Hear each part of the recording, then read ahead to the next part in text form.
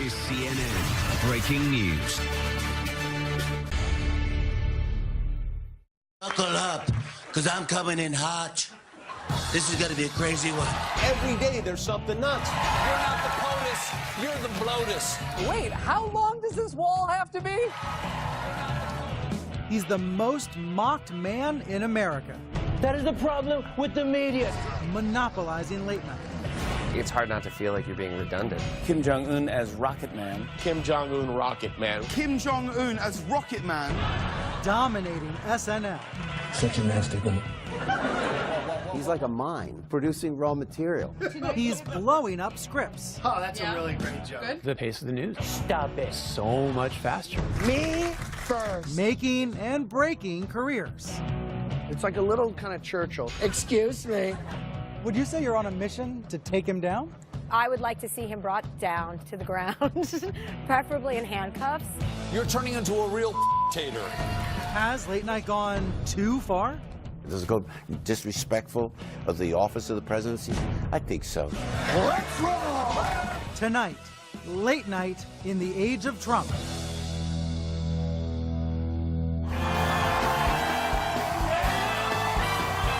November 8th, 2016. Thank you. The Late Show's Stephen Colbert was hosting a live election night special, a seemingly dream gig for the comedian who believed he'd be documenting history, the dawning of a Hillary Clinton presidency. He began the show upbeat. You don't need to chant my name. America doesn't have dictators yet. Here you have a guy, a host, ready to tell a certain number of jokes that he expects are going to come out in the way he wants. And instead, the show starts to turn. Bill Carter is the author of The War for Late Night. So he's like in between. He doesn't know which way to go. Well, when Trump wins the state, it will turn bright orange. Colbert tried to keep the jokes coming as the race got closer and closer. This one is a nail biter and a passport grabber.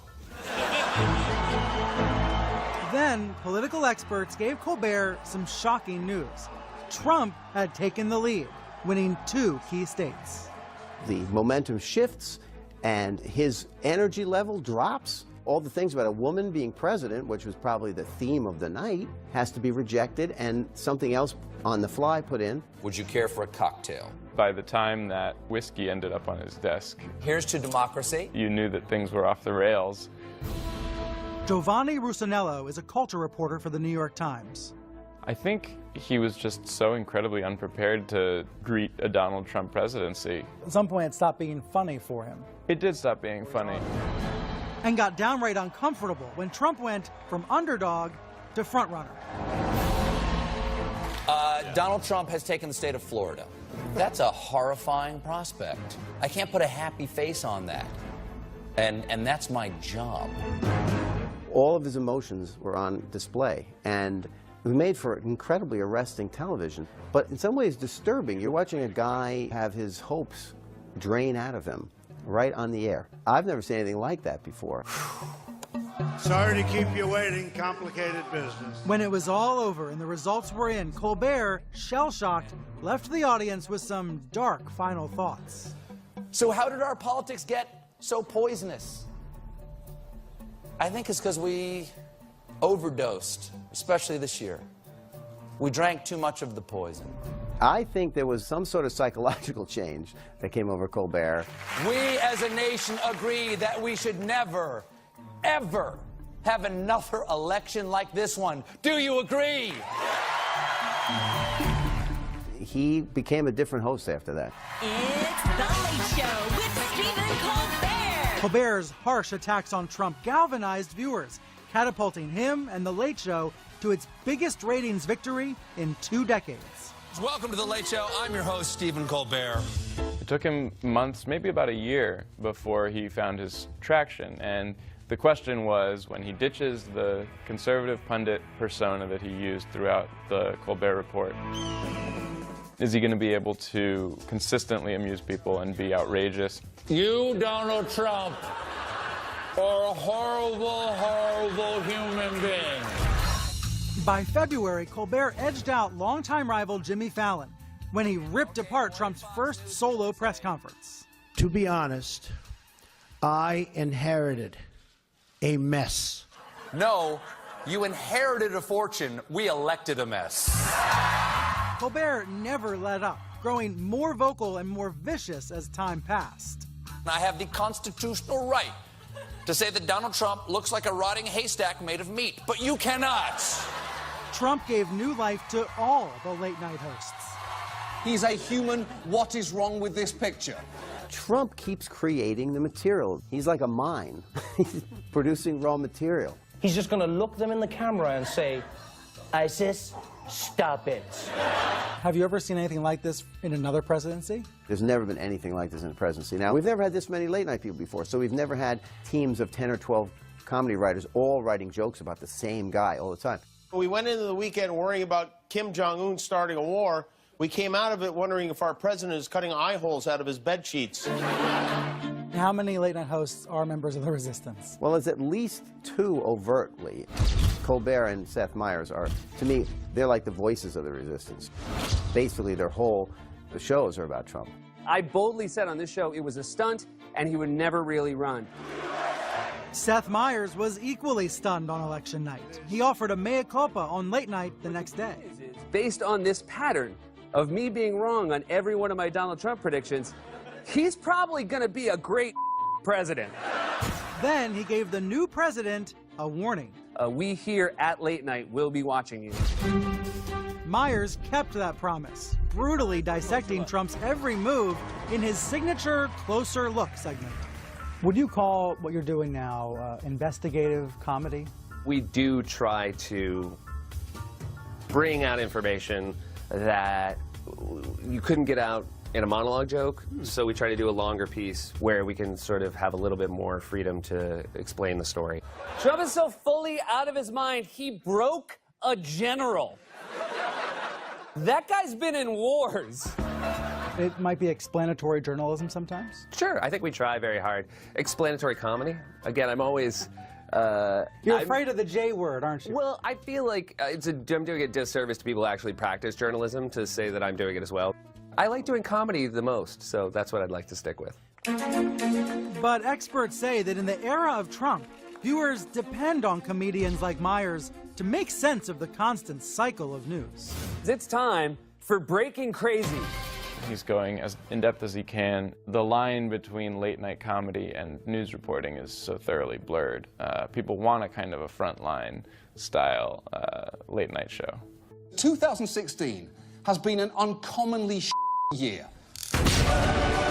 What viewers want, they get, and plenty of it. Coming up, The Daily Show descendants. You were telling the president about Putin. Go. You really see a Jon Stewartization of late night. It was really pushed along by the Donald Trump presidency. American Legion Trump, respectful and strong. We have to get going, sir. I don't want to go. And later, the ever-expanding late-night landscape. You're the president of the United States. Let's go.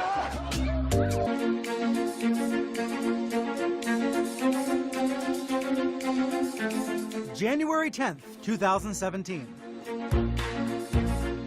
We have a lot of people who are sort of tasked with watching things as they happen. From 30 Rockefeller Plaza in New York. 1 hour before Seth Meyers taped Late Night, there was big breaking news. Breaking news.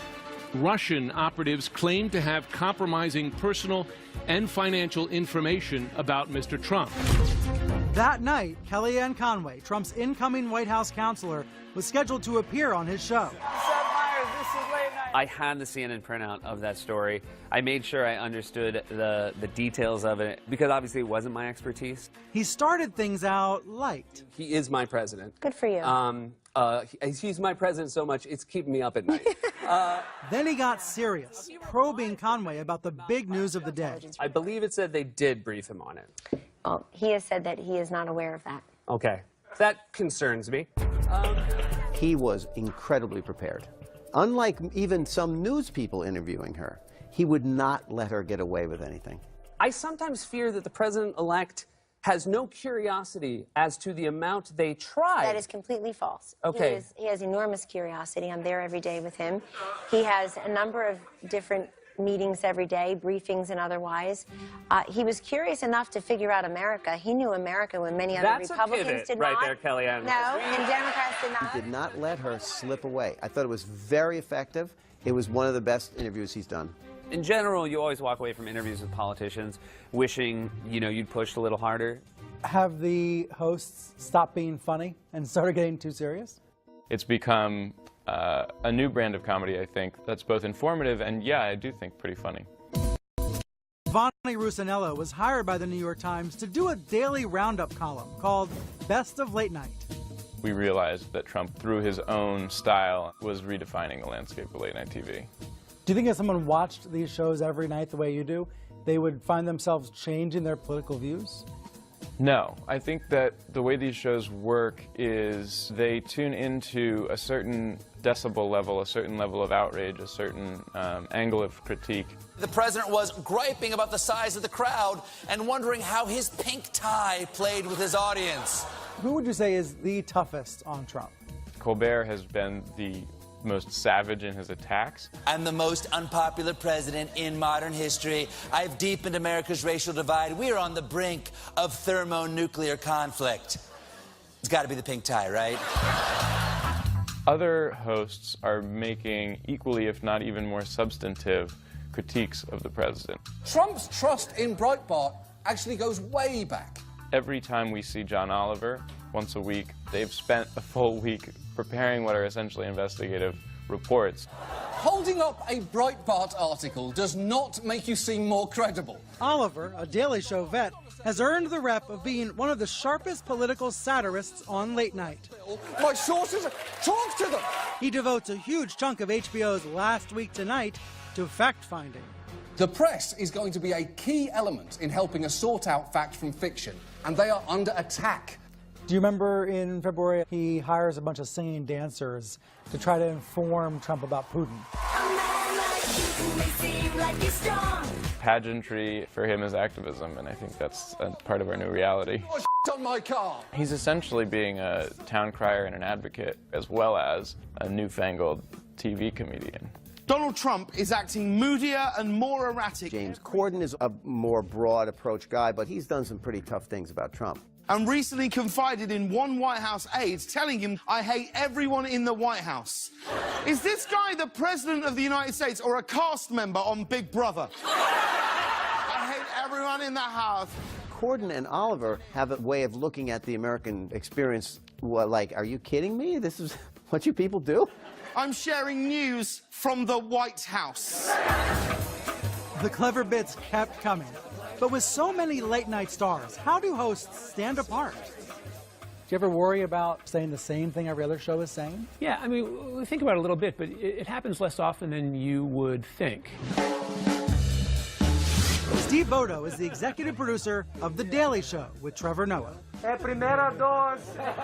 We said Trump was an African dictator, right? Trevor has a certain point of view and a certain style. And so even if Stephen's show observed the same thing on a given night, it's still going to come out differently. Donald Trump does not around, eh? He delivers these punches against Donald Trump that doesn't have the nastiness other hosts do. Special like important, or special like the guy I made fun of? Which one? He struggled to find his voice when he took over Jon Stewart's chair. This is The Daily Show with Trevor Noah. But nearly 2 years later, Noah and The Daily Show were flying high.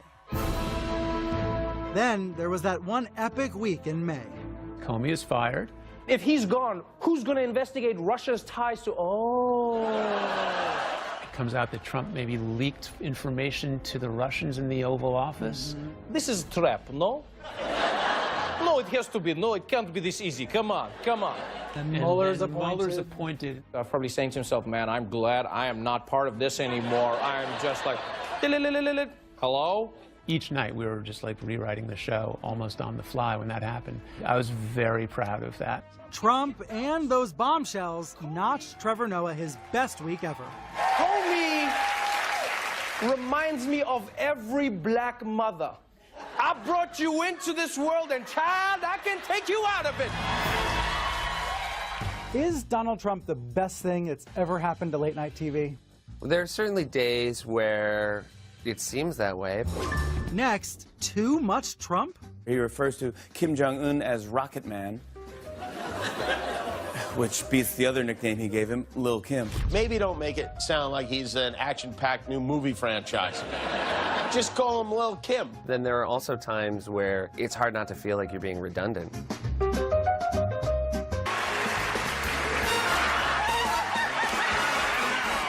and gentlemen, here's Johnny. There was only one real king of late night. Hey, we've got a real humdinger of a show tonight. Johnny Carson held court for 30 years, but when it came to politics, he chose punchlines over political attacks, razzing presidents like Ronald Reagan. Did you see the picture in the magazine of Reagan riding his horse on the ranch? With George Bush running behind with a pooper scooper? Johnny Carson wanted to be everything to everybody. He wanted to be a middle American kind of guy. Bill Carter has covered the media industry for more than 30 years. He was looking for the joke of it. He would look for the silliness of it. He wasn't a member of the resistance. Let's put it that way. Well, I don't know, Brian. My fellow Americans. I just don't know. You just remember those things, you know? Former SNL cast member Joe Piscopo took his own jabs at President Reagan. If you vote for me again in 1984, you'll receive this handsome set of Ginsu steak knives. Piscopo said back then, late-night hosts did not attack.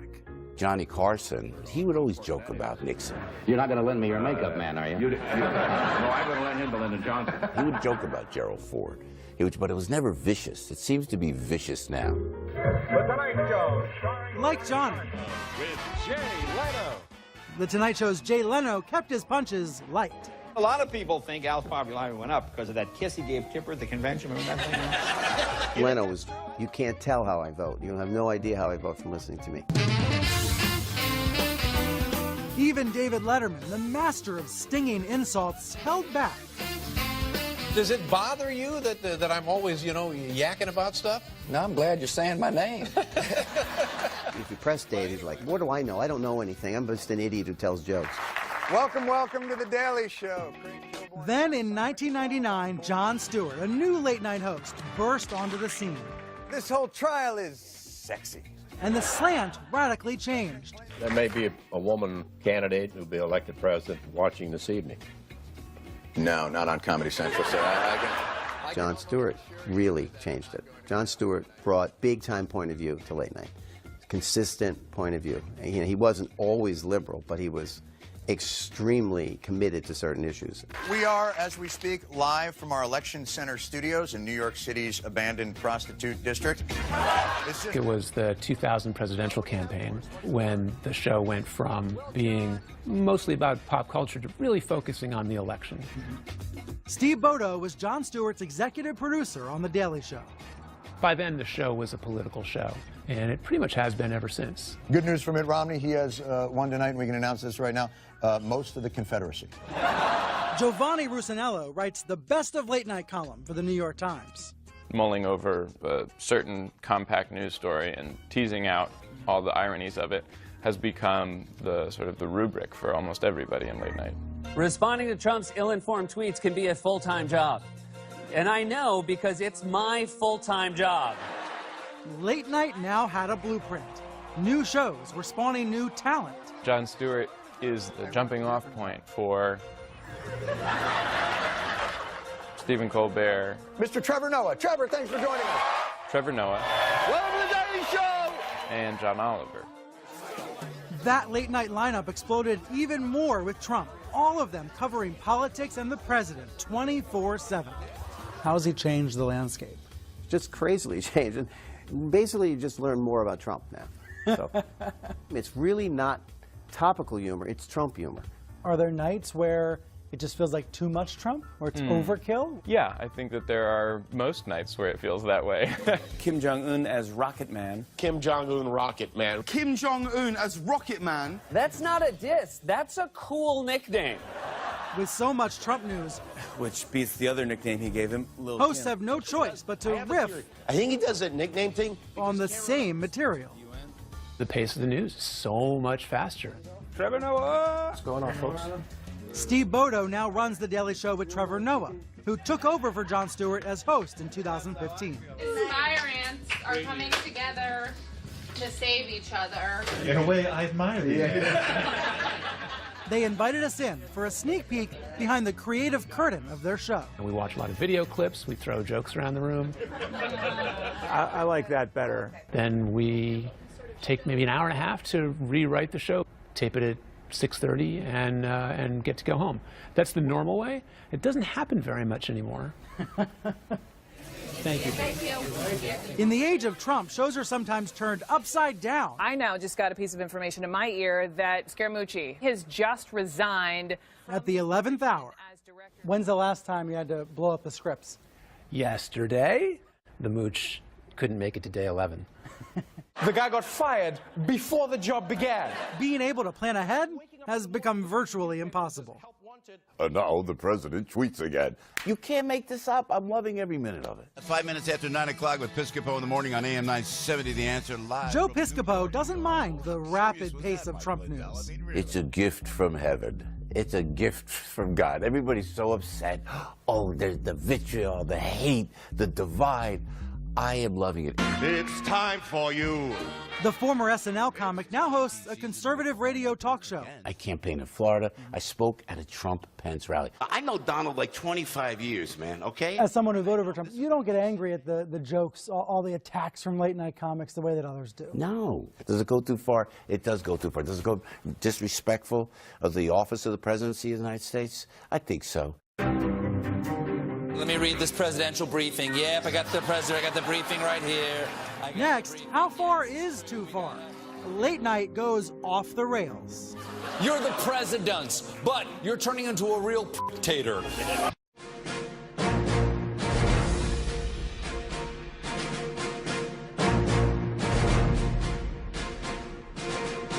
Good evening. From Hartford University, I'm Lester Holt. It's debate night on SNL, October 2016. This was Alec Baldwin's debut as Donald Trump. Our jobs are fleeing this country. They're going to Mexico. They're going to China. I will stop that. If Hillary knew how, she would have done it already, period. End of story. I won the debate. I stayed calm, just like I promised, and it is over. Good night, Hofstra. Baldwin was winging it. Later, he told The Late Show's Stephen Colbert that the first time he tried out Trump was during his SNL dress rehearsal. It's totally a caricature. You know, you just pick a few things. Like I'm sitting in the room, I'm going, you know, left eyebrow up, right eyebrow down, shove your face out. You're trying to suck the chrome off the fender of a car. You're like... Mr. Trump, 2 more minutes. The thing about the blacks... As he sparred with Kate McKinnon's hilarious Hillary Clinton, viewers ate it up. This man is clearly unfit to be commander-in-chief. Wrong. He is a bully. Shut up. He started the birther movement. You did. After that night, Baldwin's rendition of Trump was forever cemented in America's psyche. And number 4. Saturday Night Live now has a permanent character. They always had presidents, but this is now this, you know, iconic Saturday Night Live character. Send in Steve Bannon. Members of Trump's team gave SNL even more red meat. No! Kate McKinnon stole the show as Trump's overworked campaign manager, Kellyanne Conway.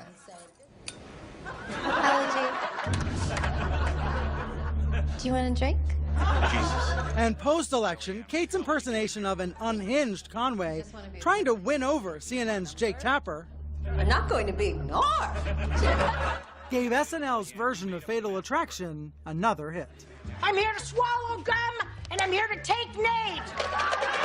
Comedian Melissa McCarthy struck comedy gold as Press Secretary Sean Spicy Spicer. And our president will not be deterred. Driving his podium into the press. Kidding me? Are you?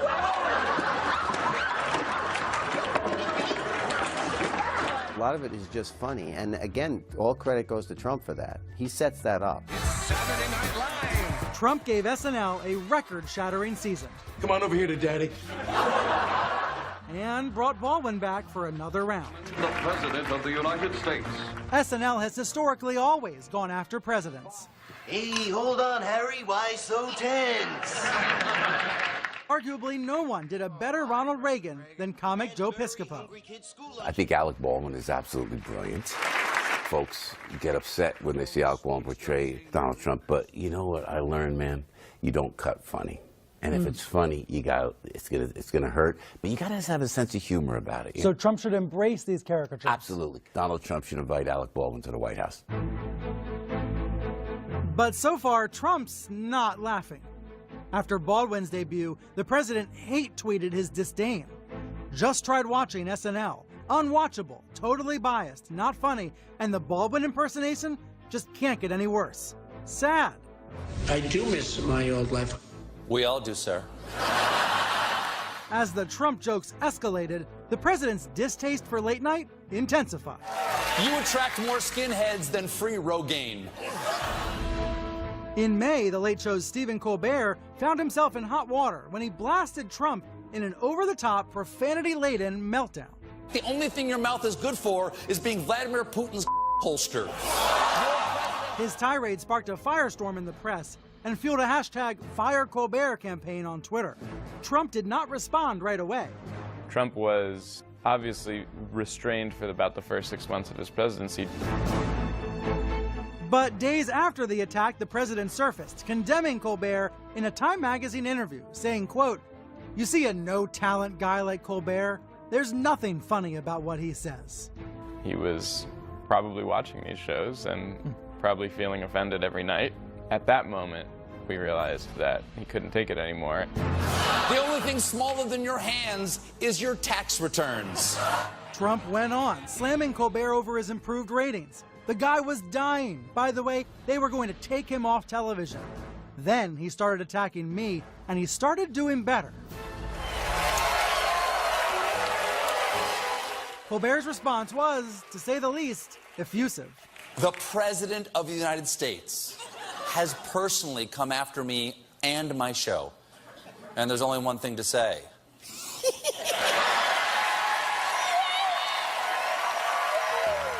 I think when Trump tweets about one of these shows, they probably have a party.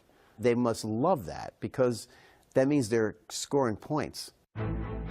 Months later, Trump took aim at late night again, tweeting, "Late night hosts are dealing with the Democrats for their very unfunny and repetitive material. Always anti-Trump. Should we get equal time?" It did not take long for a late night retort. Jimmy Kimmel tweeted, "Excellent point, Mr. President. You should quit that boring job. I'll let you have my show all to yourself." The Trump versus late night war rages on. So we put the baby in an ambulance. Coming up, crossing the line from satire to activism. If your baby is going to die, and it doesn't have to, it shouldn't matter how much money you make.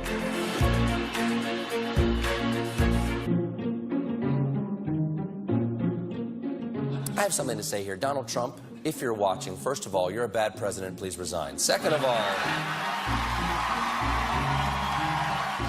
In the Trump era, The Late Show's Stephen Colbert's satirical voice cracked the code.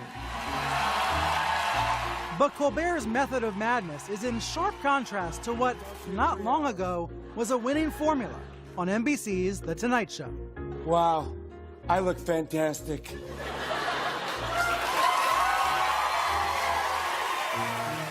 The thing about Jimmy is he does an impression of Trump, a very good impression of Trump.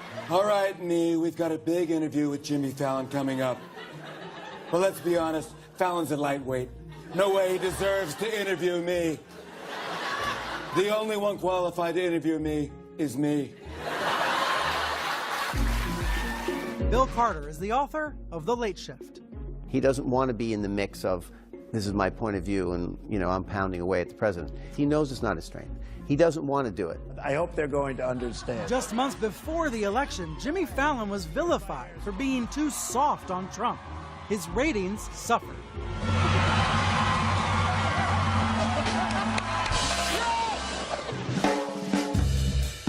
Was interviewing Trump and playing with him a big deal? Was that actually a big deal? Giovanni Russinello is a culture reporter for the New York Times.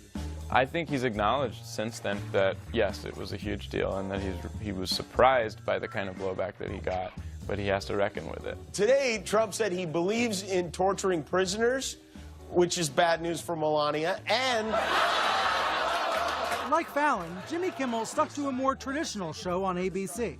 He's sort of like your all-American 1950s guy. He's not especially progressive in his social views, in my opinion. I don't think of him like out there to bash conservatives. That persona changed last May, so now more when Kimmel, through tears, revealed a health scare involving his newborn son. It's a terrifying thing. You know, my wife is back in the recovery room. She has no idea what's going on. Kimmel's emotional story became a call to action on healthcare. If your baby is going to die, and it doesn't have to, it shouldn't matter how much money you make. I think that's something that, whether you're a Republican or a Democrat or something else, we all agree on that, right? I mean, we do. He puts himself out there in the middle of the healthcare discussion. I think he really zeroed in on that, and it's kind of made him, you know, a heroic figure for some people. Then Kimmel was fully immersed in the political fray when he had on the Louisiana senator who was making a last-ditch effort to pass a new health reform bill. The Jimmy Kimmel test, I think, should be no family should be denied medical care, emergency or otherwise, because they can't afford it. Can that be the Jimmy Kimmel test? As simple as that? Is that oversimplifying it? Hey, man, you're on the right track. And if that's as close as we can get, that works great in government. Now, we've got to be able to pay for it. And that's the challenge. I can think of a way to pay for it is don't give a huge tax cut to millionaires like me and instead leave it how it is. I mean, that would be one way. Months later, in September, Kimmel went on a 3-night tirade, announcing that Cassidy's proposed Jimmy Kimmel test failed. And this guy, Bill Cassidy, just lied right to my face. They continued to duke it out when the senator said Kimmel didn't understand the bill. Could it be, Senator Cassidy, that the problem is that I do understand and you got caught with your GO penis out? Is that possible? Kimmel didn't let up. I don't want to turn this into a Kanye and Taylor Swift type situation. This time, calling out Trump. There's no way President Trump read this bill. The Democrats should just rename it Ivanka Care. Guaranteed he gets on board. Kimmel is not a political actor by nature, but the entire sphere of late night has become so politicized that it's almost within my job description now. As Trump's wild ride continued, Jimmy Fallon was pulled in too. It was the horrible events in Charlottesville, Virginia that provoked him. Even though The Tonight Show isn't a political show, it's my responsibility to stand up against intolerance and extremism as a human being. What happened over the weekend in Charlottesville, Virginia was just disgusting. The fact that it took the president 2 days to come out and clearly denounce racists and white supremacists is shameful. It was a moment when the gloves came off. I think even Fallon said this is no way for a president to act and that he needs to apologize. Do you think he was reluctant to do this? I felt like his mode of delivery was strange. It's important for everyone. It just made me think, oh, he's just telling this like he tells his jokes. Ignoring it is just as bad as supporting it. So Kimmel is still mining that divide between am I the all-American guy or am I the critic? It's one that Fallon has decisively sort of abdicated, that choice. He said, I'm not going to even budge. Fallon ditched the hair messing, but continued the Trump mocking. Buckle up, because I'm coming in hot. This is going to be a crazy one. Daddy came to play. I think when you look at the 11:30 shows, they're different kinds of television shows. If you were a better president. Some people want to turn on late night shows and they want to see hard takes on politics, and other people use it for escapism. And I think it's important that those shows still exist. Oh, this made me laugh. And I think Jimmy does that better than anybody. Coming up, the new faces of late night. I won't deport you. Do you hear me? Yes, I will. Let's roll!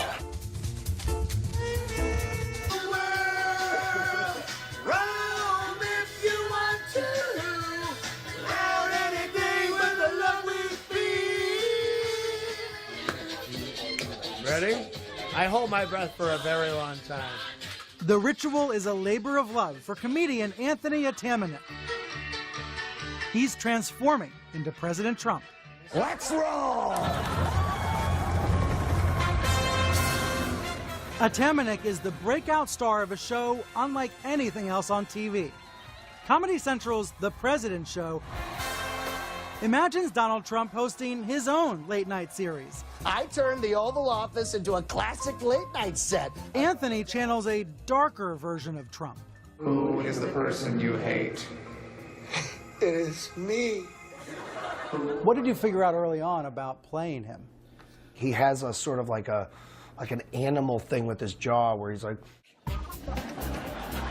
he pushes his jaw forward and does this Mussolini sort of turn. That's what? That's what else? Anthony got his start in New York's improv clubs. We would never plagiarize Michelle Obama. Which is where he realized he did a pretty good Trump. You're performing at UCB, then you pitched this show to Comedy Central. Yeah. The pitch was Donald Trump is bored at the White House, but he always wanted his TV show.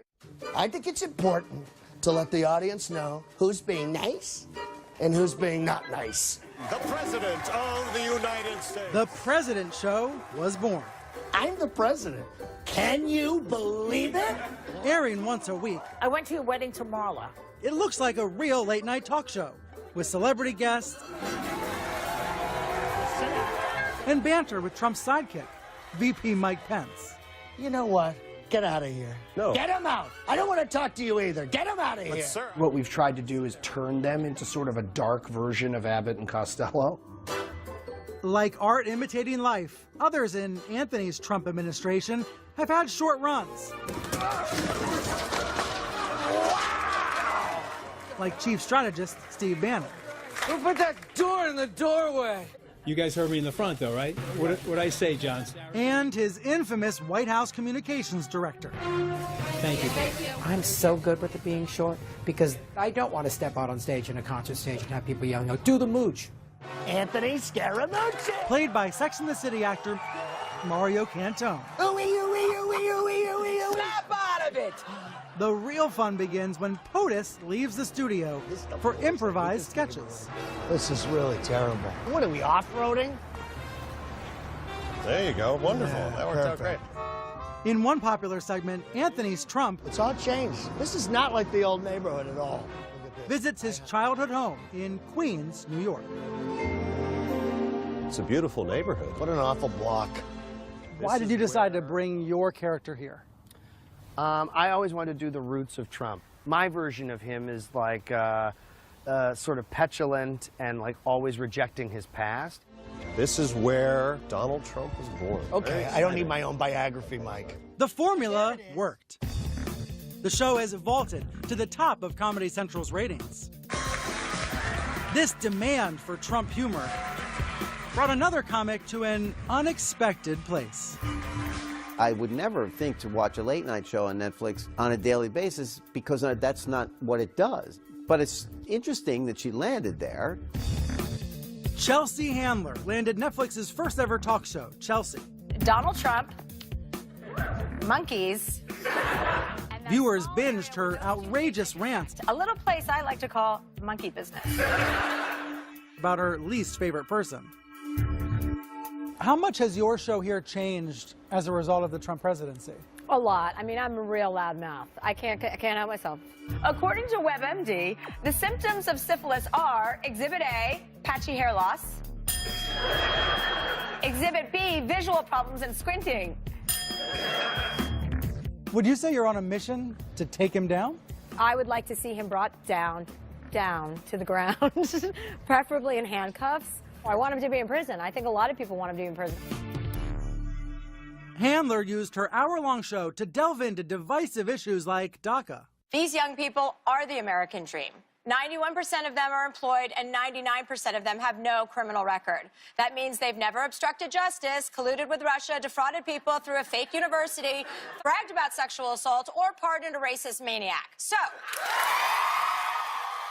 in the end, Handler chose politics over late night. Miss Handler, After a rocky 2 seasons, don't you know when to stop filming? The comedian said she was ending her Netflix show to focus on activism. It's important to me to use my platform for good. A lot of people say, oh, I don't do politics. It's like, you don't have a choice now, okay? This is serious stuff, so we don't have a choice to opt out. Has Trump been good for the Chelsea Handlers of the world? I mean, in terms of comedy, like, oh, God, you must have so much material. Yeah, you can take the material.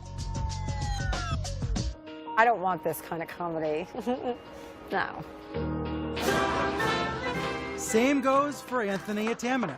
We're going to take people who are illegal immigrants and ship them to other countries. What do you think of that? No. What happens on the day President Trump's no longer president? I'll probably put some stones in my pocket and walk out into the ocean. No, I don't want to do them anymore. A lot of people are saying that Trump wants our foreign policy to be good cop, bad cop. I think it's more like good cop, insane president. There's no way anyone who comes after will ever take up as much ink on this show than we've already spilled on President Trump. That is going to be a fascinating thing to watch if it happens in 4 years or whenever it happens. They're going to be like addicts that have to completely go cold turkey. I'm sorry, have you seen Donald Trump? If there's one thing he's never going to get, it's a clean bill of health.